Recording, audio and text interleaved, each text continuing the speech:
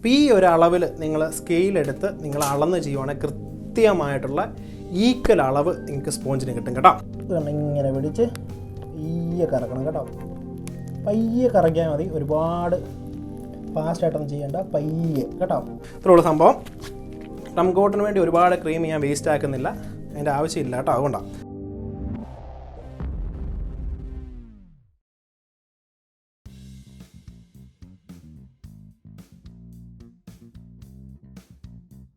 Welcome to Sunday special baking class. അപ്പോൾ എല്ലാവർക്കും കഴിഞ്ഞ ആഴ്ചകളിലെ വീഡിയോ ഇഷ്ടപ്പെട്ടെന്ന് ഞാൻ തീർച്ചയായിട്ടും വിശ്വസിക്കുന്നു. അപ്പോൾ ഇന്ന് നമ്മൾ ചെയ്യാൻ പോകുന്നത് ഒരു വാനില കേക്കിൽ എങ്ങനെയാണ് ഫ്രഷ് ക്രീം വെച്ച് നമ്മൾ ഐസ് ചെയ്യുന്നതാണെന്ന് നമ്മൾ പഠിക്കാൻ പോകുന്നത്. അപ്പം ഈ കൂട്ടത്തിൽ നമ്മൾ കട്ട് ചെയ്യുന്നത് എങ്ങനെയാണെന്നും അതുപോലെ തന്നെ എങ്ങനെയാണ് അതിന് ഷേപ്പ് ചെയ്യേണ്ടതെന്നുള്ള കാര്യങ്ങളൊക്കെയാണ് നമ്മൾ ഈ വീഡിയോയിൽ പഠിക്കാൻ പോകുന്നത്. അപ്പോൾ നിങ്ങൾക്ക് കാണാം ഇവിടെ ഒരു വാനില സ്പോഞ്ച് ഉണ്ട്. ഇത് നമ്മൾ ഉണ്ടാക്കിയ വാനില സ്പോഞ്ച് തന്നെയാണ്. ഇതിൻ്റെ റെസിപ്പി നമ്മൾ ഓൾറെഡി അപ്ലോഡ് ചെയ്തിട്ടുണ്ട്, വാനില സ്പോഞ്ച് എന്നുള്ള രീതിയിൽ. അപ്പോൾ ആർക്കെങ്കിലും ആ റെസിപ്പി കാണണമെന്നുണ്ടെങ്കിൽ നിങ്ങൾക്ക് തീർച്ചയായിട്ടും നമ്മുടെ വീഡിയോസ് ചെക്ക് ചെയ്താൽ നിങ്ങൾക്ക് കാണാൻ സാധിക്കും. അപ്പോൾ അതിന് നമ്മൾ ഒരുപാട് ടൂൾസ് ഒന്നും വേണ്ട. ഒരു കേക്ക് ഫിനിഷ് ചെയ്യാൻ വേണ്ടി വളരെ സിമ്പിളായിട്ട് നമുക്ക് ഫിനിഷ് ചെയ്യാൻ സാധിക്കും. പക്ഷേ അതിൻ്റെ കൃത്യമായിട്ടുള്ള ആ ഒരു ടെക്നിക്ക് അല്ലേ, ആ ടെക്നിക്ക് മാത്രം നിങ്ങൾ മനസ്സിലാക്കിയാൽ മതി. ആ ടെക്നിക്സാണ് ഇന്ന് നിങ്ങളെ ഞാൻ കാണിച്ചു തരാൻ പോകുന്നത്. ആദ്യത്തെ കാര്യം എന്ന് പറഞ്ഞാൽ ഞാൻ എപ്പോഴും വാനില കേക്ക് ബേക്ക് ചെയ്ത് കഴിയുമ്പോഴത്തേന് ഞാൻ ഇങ്ങനെയാണ് വെക്കുന്നത് കേട്ടോ. അപ്പോൾ നിങ്ങൾ ഓർക്കും ഷെഫ് എന്താ ഷെഫ് തലയും കുത്തിയിട്ടിരിക്കുന്ന സ്പോഞ്ച് എന്ന് ഓർക്കും. തലയും കുത്തിയിരുന്ന വേറൊന്നുമല്ല, നമ്മൾ എപ്പോഴും കേക്ക് ബേക്ക് ചെയ്ത് കഴിയുമ്പോഴത്തേന് നമ്മുടെ കേക്കിൻ്റെ മോള് ഭാഗത്ത് വരുന്ന ഈ പാർട്ട്, ഈ ക്രസ്റ്റ് എപ്പോഴും ഇച്ചിരി ഹാർഡറായിരിക്കും. അപ്പോൾ നമ്മുടെ സ്പോഞ്ച് സോഫ്റ്റ് ആണെങ്കിൽ താന്നു പോകാനുള്ള സാധ്യതയുണ്ട്. അപ്പോൾ അതിനുവേണ്ടി ഞാൻ എപ്പോഴും ഫ്ലിപ്പ് ചെയ്തിട്ടിട്ടാണ് ഞാൻ എപ്പോഴും വാനില സ്പോഞ്ച് നമ്മൾ സൂക്ഷിക്കുന്നത്. എന്നിട്ട് ഫ്രീസറിൽ വെച്ച് തണുപ്പിക്കുകയാണ് കൂടുതലും ചെയ്യാറില്ല. കട്ടിങ്ങിന് മുമ്പ് ഫ്രീസറിൽ വെച്ച് ഒരു 2 മണിക്കൂറൊക്കെ തണുപ്പിക്കുന്ന ആൾക്കാരാണെങ്കിൽ ഈസി ആയിട്ട് കട്ട് ചെയ്യാൻ സാധിക്കും. അപ്പോൾ ആദ്യമേ തന്നെ നമുക്ക് ഇത് മോള് ഭാഗം നമുക്ക് കട്ട് ചെയ്യാം. അത് കഴിഞ്ഞിട്ട് ഞാൻ കാണിച്ചത് എങ്ങനെയാണ് 3 ലെയർ കേക്ക് പ്രോപ്പറായിട്ട് കട്ട് ചെയ്യുന്നുള്ളത് കേട്ടോ. അപ്പോൾ ഇതിനെ കട്ട് ചെയ്യാൻ വേണ്ടി സാധാരണ നമ്മുടെ കട്ടിങ് നൈഫ്, ബ്രെഡ് നൈഫ് എന്ന് പറയും കേട്ടോ ഈ നൈഫിന്. അപ്പോൾ മോള് ഭാഗം മാത്രം നമുക്ക് ആദ്യമേ കട്ട് ചെയ്യാം.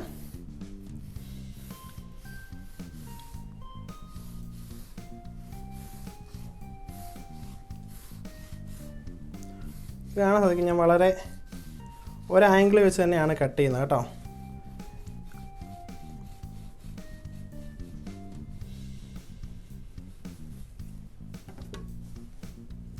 ഇതാണോ കൃത്യം ആ ഒരു ഭാഗം നോക്കിയാണ് ഞാൻ കട്ട് ചെയ്തത്. നിങ്ങൾക്ക് കാണാൻ സാധിക്കും ഒട്ടും സ്പോഞ്ച് എടുക്കാതെ തന്നെ മുകളിൽ നിന്ന് ഞാൻ കട്ട് ചെയ്തത് കണ്ടോ. ഈ ഭാഗം കണ്ടോ, ഇത് ജസ്റ്റ് സ്കിന്നാണ് കേട്ടോ. ആ സ്കിന്ന് മാത്രം ഒഴിവാക്കിയാണ് ഞാൻ കട്ട് ചെയ്തെടുത്തിരിക്കുന്നത്. നിങ്ങൾക്ക് കാണാൻ സാധിക്കും ഇത് കണ്ടോ.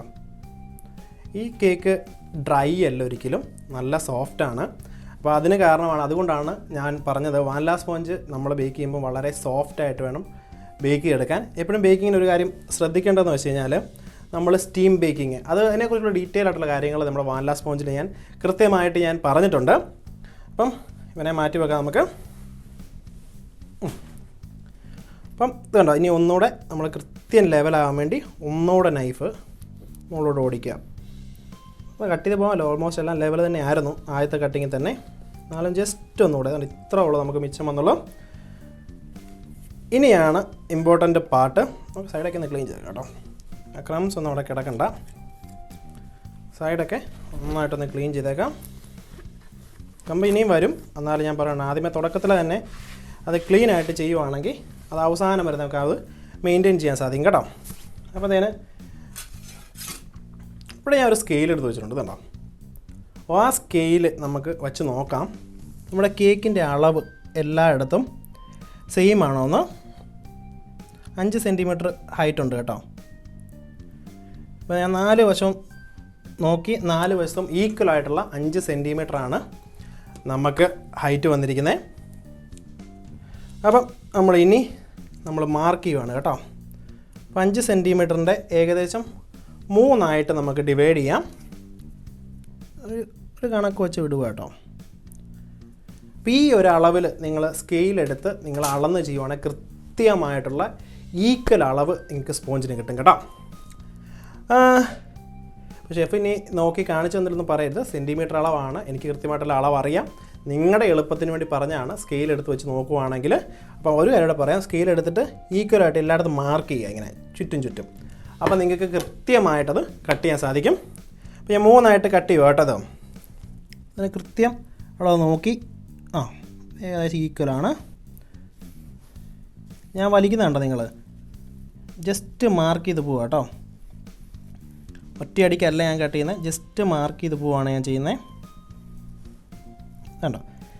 എന്നിട്ട് വീണ്ടും കറക്കി ആണ് ഞാൻ കട്ട് ചെയ്യുന്നത്.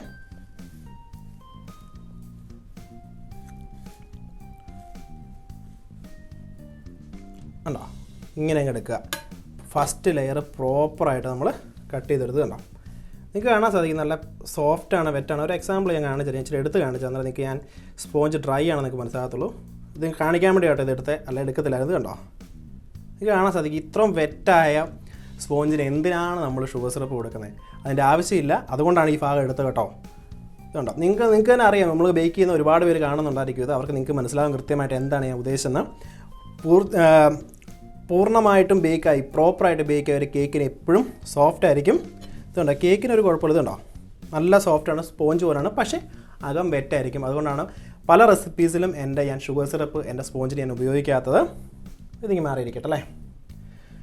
ഇനി രണ്ടാമത്തെ ലെയറൂടെ നമുക്ക് കട്ട് ചെയ്തെടുക്കാം.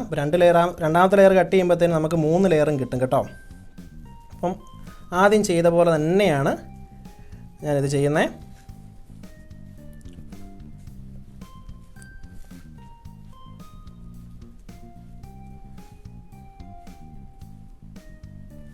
ഈക്വലായിട്ട് നമ്മൾ കട്ട് ചെയ്തെടുത്തു കേട്ടോ.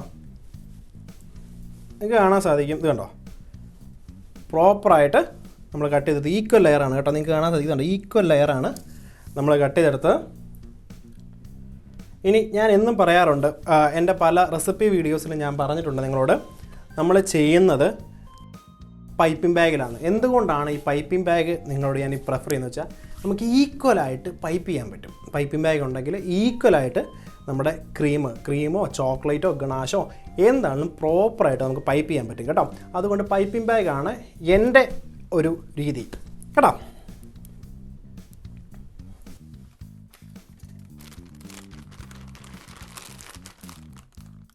നമുക്ക് പൈപ്പിംഗ് ബാഗിൽ വിപ്പിംഗ് ക്രീം വെച്ചാണ് ചെയ്യുന്നത്. ഞാൻ പറഞ്ഞു ഓൾറെഡി. നമുക്ക് വിപ്പിംഗ് ക്രീം നമുക്ക് ഫില്ല് ചെയ്യാം. അപ്പം ഇങ്ങനെ ചെയ്യുന്ന ഞാൻ ഇപ്പം നിങ്ങൾ ഓർക്കും എന്തുകൊണ്ടാണ് ഷെഫ് ഈ രീതി നിങ്ങളെ ഫോഴ്സ് ചെയ്യുന്നുള്ളത്. കാരണം ഞാൻ പഠിച്ച രീതിയാണ് നിങ്ങളെ ഞാൻ ഫോഴ്സ് ചെയ്യുന്നത്. കാരണം വളരെ എളുപ്പമായിട്ട് നമുക്ക് പഠിക്കാൻ പറ്റുന്ന രീതി ചെയ്ത് കേട്ടോ. അപ്പം നിങ്ങളാരും വേറെ ഒന്നും വിചാരിക്കേണ്ട. ഇപ്പം നിങ്ങൾ ഡയറക്റ്റ് നിങ്ങൾക്ക് ക്രീം ഇട്ട് പാലറ്റ് നൈഫ് വെച്ച് ഫിനിഷ് ചെയ്യാൻ അറിയാവുന്ന ആൾക്കുണ്ട്, തീർച്ചയായിട്ടും നിങ്ങൾക്ക് അങ്ങനെ ചെയ്യാം. ഇതൊരു ഓപ്ഷനാണ്. ഇപ്പോൾ തുടക്കക്കാർക്ക് ഏറ്റവും നല്ല ഓപ്ഷനാണ് ഇങ്ങനെ പഠിക്കാൻ വേണ്ടി കേട്ടോ.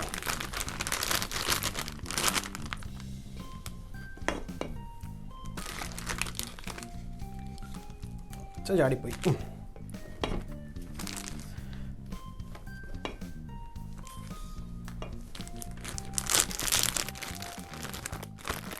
അപ്പം എപ്പോഴും ഞാൻ പറയാറുണ്ട്, എന്തോരം ക്രീം നിങ്ങളുടെ കയ്യിൽ ഹോൾഡ് ചെയ്യാൻ പറ്റുമോ അത്രയും ക്രീം എടുത്താൽ മതി. ഇപ്പോൾ ഞാൻ ഇത്രയാണ് എടുത്തിരിക്കുന്നത്. എനിക്ക് കൈകൊണ്ട് ഹോൾഡ് ചെയ്യാൻ ആവശ്യമുള്ള ക്രീമാണ് എടുത്തിരിക്കുന്നത്. എന്നൊരു അബദ്ധം പറ്റി, നമ്മൾ കത്രിക മറന്നുപോയി. ഞാൻ നോക്കട്ടെ, കത്രികൻ്റെ തൊണ്ട നോക്കട്ടെ. ഉണ്ട് കേട്ടോ, കത്രികയുണ്ട് ഡ്രോവറിനകത്ത്. ഓക്കെ, അപ്പോൾ കത്രിക വെച്ചതുകൊണ്ട് ഞാൻ കട്ട് ചെയ്യാൻ പോകുന്നത്, നമുക്ക് എന്തോരം ക്രീം നമ്മൾ റിലീസ് ചെയ്യണം അതിനനുസരിച്ച്. ഇപ്പോൾ വലിയ നിങ്ങൾ ആയിട്ട് കട്ട് ചെയ്യുവാണെങ്കിൽ ക്രീം ഭയങ്കരമായിട്ട് അങ്ങ് പോകും. അപ്പോഴത്തേനും നമുക്ക് കുറച്ച് ക്രീം ആവശ്യമുള്ളവർക്ക് കുറച്ചായിട്ട് കട്ട് ചെയ്താൽ മതി, ചെറിയ ഇതായിട്ട് കട്ട് ചെയ്താൽ മതി കേട്ടോ. എന്നിട്ട് നമുക്ക് നോക്കാം എങ്ങനെയാണ് റിലീസ് ആവുന്നുള്ളത് കേട്ടോ. ഇത് ഇച്ചിരി കുറവാണത്, അപ്പം എനിക്ക് ഇച്ചിരിയോടെ വലുത് വേണം.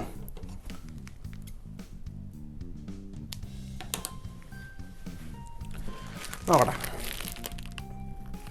ഇപ്പോൾ ഏകദേശം കൃത്യമായിട്ടാണ് വരുന്നത്. അപ്പോൾ ഇത് നിങ്ങൾക്ക് ബുദ്ധിമുട്ടുള്ള ആൾക്കാർക്ക് നിങ്ങൾക്ക് റൗണ്ട് ടിപ്പിട്ട് നിങ്ങൾക്ക് ചെയ്യാം കേട്ടോ. റൗണ്ട് ടിപ്പിട്ട് ചെയ്യുവാണെങ്കിൽ കൃത്യമായിട്ടുള്ള ഇത് വരും. ഇങ്ങനെ സിസർ കൊണ്ട് കട്ട് ചെയ്ത് നിങ്ങൾ ഒരുപാട് സമയം കളയേണ്ട ആവശ്യമൊന്നുമില്ല. ഇപ്പോൾ എല്ലാവരുടെ അടുത്തും റൗണ്ട് ടിപ്പൊന്നും കാണണമെന്നില്ല, അതുകൊണ്ടാട്ടോ ഞാനിങ്ങനെ കാണിക്കുന്നത്. അപ്പം നമ്മൾ ചെയ്യാൻ പോകുന്നത് ഇപ്പോൾ ഷുഗർ സിറപ്പിൻ്റെ ആവശ്യമില്ല റെസിപ്പിയിൽ. അതിന് കാരണം നമ്മുടെ സ്പോഞ്ച് നല്ല വെറ്റാണ്. അതാണ് നിങ്ങളെ ഞാൻ കാണിച്ചു തന്നത്. അപ്പം ഏറ്റവും സെൻറ്ററിൽ ഒരു ഡോട്ട് ഇടുക.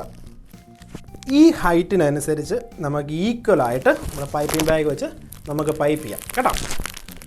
അപ്പോൾ തുടക്കം ഇങ്ങനെ പിടിച്ച് പയ്യെ കറക്കണം കേട്ടോ. പയ്യെ കറക്കിയാൽ മതി, ഒരുപാട് ഫാസ്റ്റായിട്ടൊന്നും ചെയ്യേണ്ട, പയ്യെ കേട്ടോ. നിങ്ങൾ പറയും ഷേപ്പ് ചെയ്യുന്നത് ആ സ്പോഞ്ചിന് പോലും വേദന എടുക്കത്തില്ലല്ലോ, അതുപോലാണല്ലോ ചെയ്യുന്നത്. അങ്ങനെ ചെയ്താൽ മതി കൃത്യമായിട്ടുള്ള അളവ് കിട്ടാൻ. പയ്യെ കറക്കുക കേട്ടോ. ഇങ്ങനെ കൃത്യമായിട്ട് കയ്യിൽ നിന്ന് ഒരേപോലെ തന്നെ വിപ്പിംഗ് ക്രീം റിലീസ് ചെയ്ത് കൊടുത്തുകൊണ്ടിരിക്കുക നമ്മൾ കറക്കുന്ന കൂട്ടത്തിൽ കേട്ടോ. ഇങ്ങനെ വീണ്ടും കറക്കുക.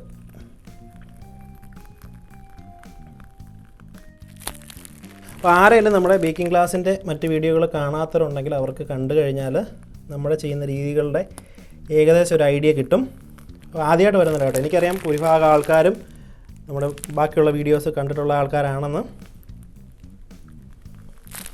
ആണോ, ഒരേ ലെവലിലാണ് നമ്മൾ പൈപ്പ് ചെയ്തിരിക്കുന്ന വിപ്പിംഗ് ക്രീം. ഇപ്പോൾ നിങ്ങളോർക്കും പാലറ്റ് നൈഫ് വെച്ച് ഷെഫെ ലെവൽ ചെയ്യേണ്ടതെന്ന്. ഒരാവശ്യവും ഇല്ല അതിൻ്റെ. കാരണം സ്പോഞ്ച് ചെറുതായിട്ട് നമ്മൾ പ്രസ് ചെയ്യുമ്പോൾ ഈക്വലായിട്ട് നമ്മുടെ ക്രീം സ്പ്രെഡ് ആവും കേട്ടോ.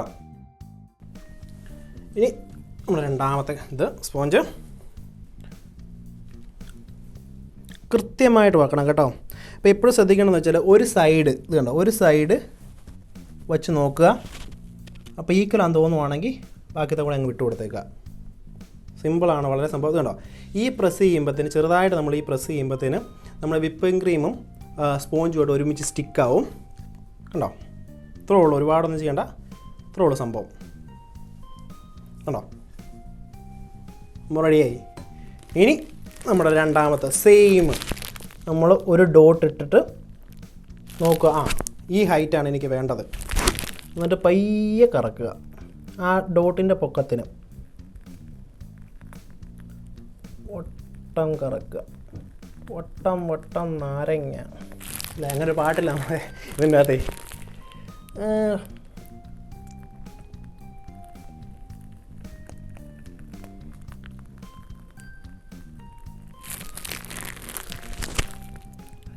പയ്യെ കറക്കുക, പയ്യെ ചെയ്യാൻ പാടുള്ളൂ.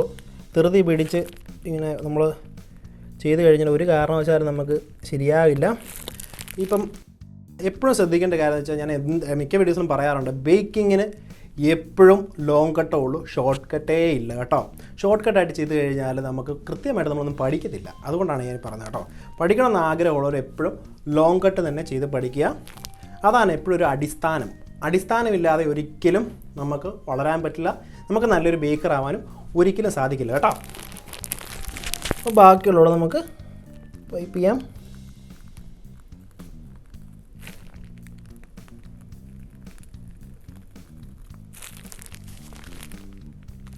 ഇപ്പോൾ പലരും ചോദിക്കും ഷെഫെ ആ വിപ്പിംഗ് ക്രീമിൻ്റെ കൺസിസ്റ്റൻസി എന്താണ് ഷെഫ് ഉപയോഗിച്ചെന്നുള്ളത്. തീർച്ചയായിട്ടും നല്ലൊരു ക്വസ്റ്റ്യനാണ്. അതിനെക്കുറിച്ചുള്ള ഒരു ഡീറ്റെയിൽഡ് വീഡിയോ, ഒരു ട്യൂട്ടോറിയൽ പോലെ തന്നെ, അതായത് നമ്മുടെ ക്ലാസ് പോലെ തന്നെ ഞാൻ ചെയ്യുന്നുണ്ട്. അപ്പം അതിനെക്കുറിച്ച് ഇനി ഈ ക്വസ്റ്റ്യൻ ചോദിക്കേണ്ട കേട്ടോ. തീർച്ചയായിട്ടും അതിനെക്കുറിച്ച് ചെയ്യും നമ്മൾ. ഇനി നമ്മുടെ അവസാനത്തെ ലെയർ, ഞാൻ ഇവിടെ ഒരു തുളയിട്ടത് ഇപ്പോൾ ഇവിടെ കിടക്കും കേട്ടോ. അപ്പം നിങ്ങളെ കാണിക്കാനാണെങ്കിലും ശരിയല്ല, ആ തുളയ്ക്കകത്തൂടെ ഞാൻ ഇച്ചിരി വിപ്പിംഗ് ക്രീം ഫില്ല് ചെയ്തേക്കും കേട്ടോ. അപ്പോൾ ആ ഗ്യാപ്പ് വരുമെന്ന് ചില സംശയം വരും, എനിക്കറിയാം. ഞാൻ കുറച്ചുമേ കാണിച്ചു തന്ന പോലെ ഒരു സൈഡിൽ കേക്ക് നോക്കിയിട്ട് പയ്യെ മുകളിലോട്ട് വെച്ച് കൊടുക്കുക. ഈക്വലായിട്ടില്ല, എനിക്ക് തന്നെ അറിയാൻ പറ്റുന്നുണ്ട് ഈക്വലായിട്ടുള്ളത്. ഈക്വലാണ്. കണ്ടോ, നമ്മൾ ഈ ചെറുതായിട്ട് പ്രസ് ചെയ്യുമ്പം കണ്ടോ എന്നാൽ ക്ലിയർ ആയിട്ടാണ് വന്നു നോക്കി. ഇത് ഇപ്പോൾ ബേസ് റൈറ്റ്. ഇനിയുള്ള കാര്യമാണ് വളരെ ഇമ്പോർട്ടൻറ്റ്. ഇനി നമ്മൾ ചെയ്യാൻ പോകുന്നതാണ് ക്രം കോട്ട്. അപ്പം ഏത് കേക്ക് ഉണ്ടാക്കിയാലും, ഇപ്പോൾ ചോക്ലേറ്റ് ആണെങ്കിലും കൊള്ളാം, വാനില ആണെങ്കിലും കൊള്ളാം, ഏതാണെങ്കിലും കൊള്ളാം, തീർച്ചയായിട്ടും ക്രം കോട്ട് ചെയ്തിരിക്കണം ഏത് കേക്കിനും. അപ്പോൾ ഷെഫ് പറയുന്നതുകൊണ്ട് ഇപ്പം മിക്കവർക്കും അറിയാം, അല്ലാതെ ഞാനായിട്ട് പറയണമെന്നൊന്നുമില്ല, മിക്കവർക്കും അറിയാം. ക്രം കോട്ട് ചെയ്തില്ലെങ്കിൽ എന്താ സംഭവിച്ചത് കണ്ടോ. ഉദാഹരണം ഞാനിങ്ങനെ അനക്കുമ്പോഴത്തേന് ഇത് കണ്ടോ, ഈ ക്രമ്പ് വരുന്നുണ്ടോ. ഈ ക്രമ്പ് നമ്മൾ ഡയറക്റ്റ് ഫുള്ള് ക്രീം ഇടുവാണെങ്കിൽ ഈ ക്രംബ് നമ്മുടെ കേക്കിന് മുകളിൽ വരും. അത് ഒഴിവാക്കാൻ വേണ്ടിയാണ് നമ്മളങ്ങനെ ചെയ്യുന്നത് കേട്ടോ. അപ്പോൾ എന്നാണെങ്കിലും ക്രംബ് കോട്ടും നമുക്ക് ചെയ്യുന്നത് ഞാൻ വളരെ സിമ്പിളായിട്ടാണ് ക്രംബ് കോട്ട് ചെയ്യുന്നത്. ജസ്റ്റ് ക്രീം കുറച്ച് മുകളിലൂടെ ഇങ്ങനെ പൈപ്പ് ചെയ്യും. അതുകൊണ്ട് ഇപ്പോൾ ഇവിടെ പുറത്ത് കുറച്ച് ക്രീം ചാടിയിട്ടുണ്ട്, അതുകൊണ്ട് നമ്മളെ ഹെൽപ്ഫുള്ളാണ്. അതുകൊണ്ട് ചെറുതായിട്ടൊന്ന് ഇച്ചിരി ഞാൻ കൊടുക്കുന്നുള്ളൂ കേട്ടോ, ഒരുപാട് കൊടുക്കുന്നില്ല ക്രംബ് കോട്ട്.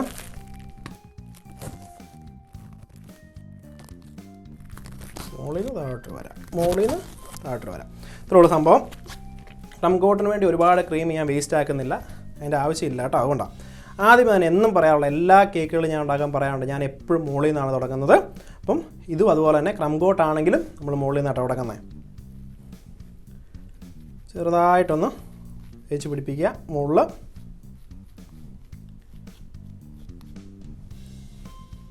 എനിക്ക് കാണാൻ സാധിക്കും ഒരുപാട് സമയമൊന്നും ഞാൻ അതിനുവേണ്ടി ക്രംബ് കോട്ടിന് വേണ്ടി പ്ലേ ചെയ്ത് കളയില്ല. ജസ്റ്റ് ആ ക്രീം തന്നെ എൻ്റെ ഉഴുതി ഇച്ചിരി മിച്ചമുണ്ട് കേട്ടോ ക്രീം. ആ ക്രീം വെച്ച് തന്നെ ഈ സൈഡും ജസ്റ്റ് ഒന്ന് ഓടിച്ചു വിടും.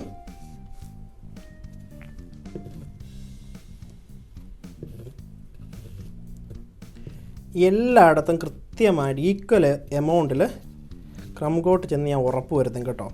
അത് എന്തിനാണെന്ന് വെച്ച് കഴിഞ്ഞാൽ ഇൻ കേസ് എവിടെയെങ്കിലും ഗ്യാപ്പ് ഉണ്ടെങ്കിൽ അതിൻ്റെ അകത്തുനിന്ന് ഈ ക്രംസ് വരാനുള്ള സാധ്യതയുണ്ട്. പിന്നെ ഇടുമ്പോൾ പ്രത്യേകം ശ്രദ്ധിക്കുക, നമ്മൾ വിപ്പിംഗ് ക്രീമിൻ്റെ സൈഡിൽ ഇടാതെ സെപ്പറേറ്റ് മാറ്റിയിടുക. കാരണം ഈ ക്രംബ് കോട്ട് ചെയ്ത ക്രീം റീയൂസ് നമ്മുടെ കേക്കിൽ ചെയ്യാൻ പാടില്ല. അതുകൊണ്ടാണ് അത് ചെയ്ത് കഴിഞ്ഞാലും ആ ലംസ് ചെറിയ ചെറിയ തരികൾ മുഴുവൻ മുകളിൽ പൊങ്ങി നിൽക്കും. അപ്പോൾ ഞാനിത് എൻ്റെ വിപ്പിംഗ് ക്രീം കൂടി ഉണ്ടെങ്കിലും അതിൻ്റെ സൈഡിലാട്ടോ ഞാൻ തേക്കുന്നത്. അതാണ് പറഞ്ഞത് ഒരുപാട് ക്രീം നമ്മൾ ചെയ്യേണ്ട ആവശ്യമില്ല എന്ന് പറഞ്ഞത്.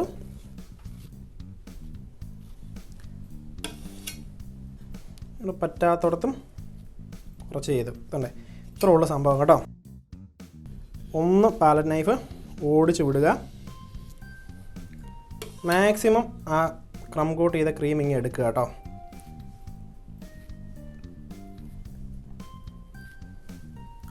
മാക്സിമം ക്രംബ് കോട്ട് ചെയ്ത ക്രീം എടുത്തു. ഇനി ചെയ്യാൻ പോകുന്നതാണ് നമ്മുടെ ഫൈനൽ കോട്ട്. ഫൈനൽ കോട്ട് ചെയ്യുന്നതിന് മുമ്പ് ഏറ്റവും കൂടുതൽ ശ്രദ്ധിക്കേണ്ടതെന്ന് വെച്ചാൽ നമ്മൾ ആ ഉപയോഗിച്ച സ്റ്റാൻഡില്ലേ അതിൻ്റെ സൈഡും എല്ലാം നന്നായിട്ടൊന്ന് ക്ലീൻ ചെയ്യുക കേട്ടോ.